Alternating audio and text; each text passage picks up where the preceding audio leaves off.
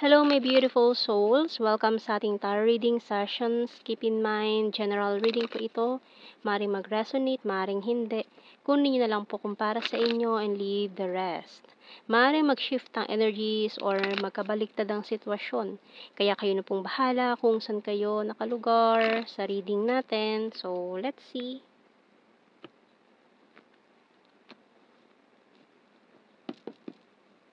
So, we have here the Mountain card.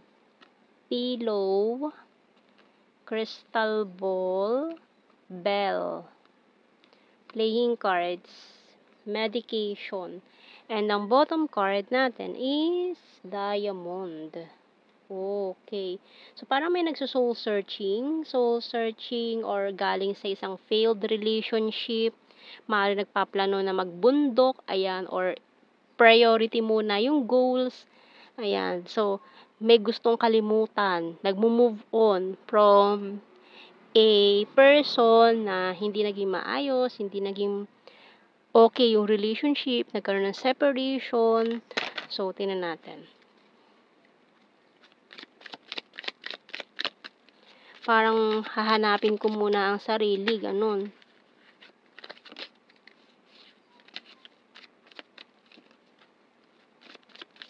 Magso-soul searching muna. Ayan, nag-flip na itong mga cards natin. The King of Wands and this Eight of Wands. So, parang may nagpaplano ng travel, ganyan. Soul searching, hahanapin muna ang sarili, kung saan ba talaga, ano ba talaga yung para sa iyo, malilito. Ayan. So, tingnan natin. We have here the Nine of Pentacles. So, parang nag-decide na, sige, magiging single muna ako, hindi muna ako papasok na isang relationship kasi nga I'm still in the process of healing. Ayan. And we also have here the Page of Pentacles. The Four of Cups. So, parang ang sakit nitong rejection na naramdaman nyo eh. Para kasi this person rejected you or bigla na lang may piniling iba, ganun. Kaya you want to move on, gusto mo muna sabihin na focus muna ako sa goals ko, magpapakayaman muna ako, yan, saka na yung love life. And we also have here the Knight of Swords and this Four of Pentacles.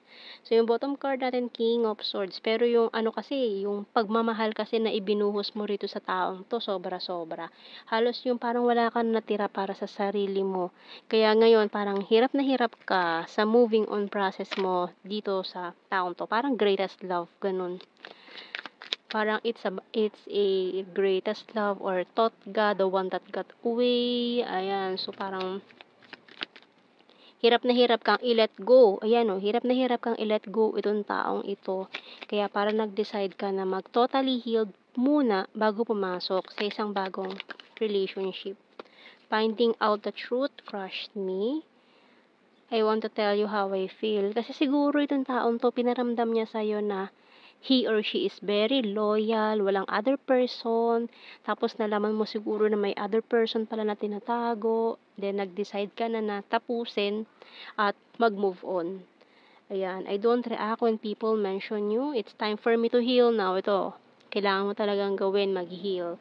Ayan. And we also have here, I couldn't let you get close to me. I'm becoming a better person. I replay our conversations over and over. So many things remind me of you.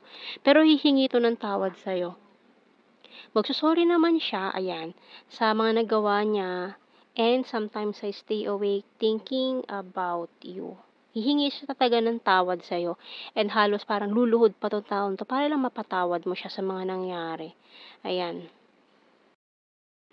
Puwede naman kasi na tanggapin mo, ayan, tanggapin mo yung sorry niya, yung paghingi niya ng tawad. Pero hindi naman ibig sabihin na pinatawad mo, tatanggapin mo ulit. Puwede naman yun na, sige, tinatanggap mo yung sorry niya, pero yung pagbabalikan ninyo, kahit na alam mo ng toxic, ayan. So, puwede naman na 'wag nang bumalik, pero patawarin, ayan, 'di ba? So, hindi naman kasi lahat ng pinatawad ay magbabalikan. So, siyempre desisyon niyo 'yan, 'no, desisyon niyo 'yan. You're the fairest of them all. I want commitment. Kasi gugustuhin pa niyang bumalik sa'yo, humingi ng second chance. And I'm working hard for our future. So, kung ayaw niyo na, kung talagang sinusukan niyo na itong taong ito or waiting na lang kayo sa another person, ayan, patawarin nyo na lang ng hindi nakikipagbalikan. Pwede naman yun. Ayan. And, can I call you? Kasi ayan bobombahin niya yung ano mo cellphone mo, katatawag niya, I want to marry you someday. So, para matahimik yung buhay mo, patawarin mo na lang. You're so hot. Ayan, I want to protect you. This is not over yet. You're my strength. And I can't decide. So, ayan, may mga undecided energies. Kung patatawarin ba siya. Ayan, pero kung hanggat hindi nyo kasi pinapatawad, tong taong to, mangungulit at mangungulit. Pa rin yan. Hindi yan titigil, no? So, sige, patawarin mo na lang para manahimik na. 'Di ba? Lalo na kung ayaw mo na talaga sa kanya or isinusukan mo na siya. And tingnan natin, message ng archangels. So, we have here, ayan parang nagfo-focus na lang muna sa career or magpapalit ng career para lang iwasan tong taong to. So, we have here, career transition by Archangel Chamuel. Your life purpose is triggering a blessed career change. So, ayan, may mga pagbabago sa inyong career ngayon na pagdadaanan ninyo or nagpaplano kayo na lumipat or magpalit ng company or mag-ibang bansa. Ayan, may mga changes na para sa inyong goals. Ayan. So, after siguro ng soul searching, parang balak nyong magbago na ng ano or mag-resign para sa bagong field or bagong new beginning, bagong buhay, ganyan, na malayo dito sa taong ito. So, tingnan natin sa initials. U, X, letter P, K, M, R, Z, V, F, A, D, and letter E. Bottom card natin, J. So, kuha tayo ng blue card. Passion.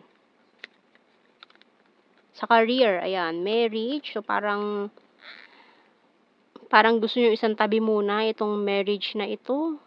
Focus na lang muna sa goals and balance. Kasi parang muntikan na kayo din ikasal ng taong yun Siguro nag-ano kayo, yung, di ba uso yun yung itetest yung loyalty. So, akala mo loyal. Tapos, like ko kasi nakikita sa TikTok yun. Yung mga nagtetest ng loyalty ng mga karelasyon nila. So, siguro nagpa-test siya ng or may nagpa-test sa inyo ng loyalty. And then, parang confident na loyal, pero hindi pala. Di ba? May mga, nabasa kasi ako tawag nila doon, ano daw pakwan, ayun. Yung akala mo loyal, pero hindi ko alam bakit pakwan yung ano. Kasi nabasa ko lang siya dumalang sa FYP, ganyan. And nabasa ko, loyal daw, pero yung pala, hindi, may tinatago din kalandian, di ba? So, ngayon siguro parang ikakasal na and then naghiwalay na lang dahil doon. Save by the bell pa rin. Ang tawag doon. Di ba? Ayan, kaya may bell pala tayo na save by the bell. Ayan. So, tingnan natin to, general signs and messages. So, hindi naman dapat pang hinayangan yung mga ganong klase ng tao. Mga mapagpanggap, di ba? So, akala mo loyal na talaga, hindi pala. We have sword, air sign, Gemini, Libra, Aquarius, number 8. At least, diba, bago man lang kayo nakasal, nalaman mo yung totoo, na ganun pala. We have here, divine, masculine, water sign, Cancer, Scorpio, Pisces, September, hilarious, may other country, ayan, may nagbabalak mag-abroad, number 3, para mag-move on na rin, overthinker, perfect smile, selfie-holic, runner card, March, weird.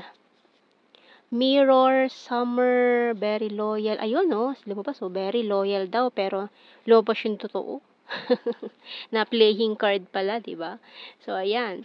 So we have here Capricorn. Number 1, 5, rainy season, earth sign, Taurus, Virgo, Capricorn, private person, intelligent, present lover, province, and full of charisma. And then, nakita ko pa yung 10-10. So, yun ang ating reading, my beautiful souls. Thank you for watching. Take care and God bless. See you in our next reading, guys. Bye-bye.